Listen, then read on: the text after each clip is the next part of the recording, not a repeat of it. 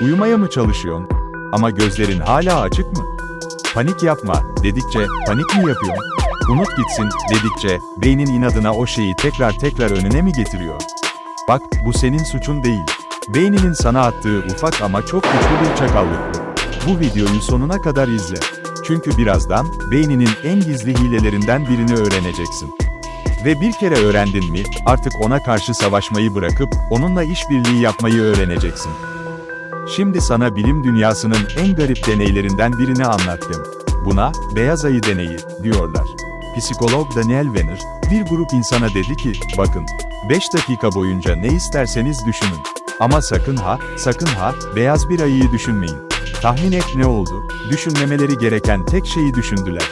Beyaz ayı resmen kafalarının ortasında dans etmeye başladı. İşte bu, tezat niyet dediğimiz olayın ilk ispatıydı. Bir şeyi bastırmaya çalıştıkça, zihnin inadına onu büyütür. Peki bu sadece beyaz ayı mı? Yok daha neler? Her gün yaşıyorsun, hadi artık uyumam lazım, dersin, gözlerin tavana kilitlenir. Sakın heyecan yapma, dersin, ellerin terler, kalbin hızlanır. Eski sevgilimi aklıma getirmeyeyim, dersin, beynin ona Full HD yayın açar. Beyin böyle çalışıyor. Çünkü sen ne kadar bastırırsan, zihnin, demek ki bu önemli, deyip onu radarına alıyor. Yani, savaştıkça batıyorsun. Burada devreye ters psikoloji giriyor. Hani bazen çocuk, yapma, dediğinde inadına yapar ya.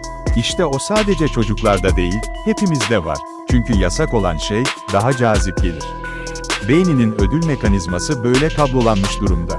Yani bazen, beynini kandırmanın en iyi yolu, ona, tam tersini, söylemektir. Bak şimdi işin güzel tarafına geliyoruz. Bu olayı kendi lehine kullanabilirsin. Uyuyamıyor musun? Uyumalıyım, deme. Tamam, uyumayacağım, gözlerimi kapatıp sadece dinleneceğim, de. Ve ironiye bak, bir bakmışsın uyumuşsun bile. Kaygı mı basıyor? Kaygılanmamalıyım, deme. Tamam, kaygı gelsin, hoş geldin, de. Ve ne oluyor biliyor musun? Kaygı kendiliğinden azalıyor. Beyin kavga ettiğin şeyleri güçlendiriyor. Ama kabul ettiğin şeyleri söndürüyor. Çünkü yasak olan şey, daha cazip gelir. Beyninin ödül mekanizması böyle kablolanmış durumda. Yani bazen, beynini kandırmanın en iyi yolu, ona, tam tersini, söylemektir. Bunu destekleyen onlarca deney var. Bir araştırmada, uyku problemi yaşayan insanlara, uyumamaya çalışın, dendi. Tahmin et ne oldu? Uykuya daha hızlı daldılar. Çünkü baskı ortadan kalkınca, zihin kendini rahatlatıyor. İşte bu yüzden, zorlamadığında, işler yoluna giriyor.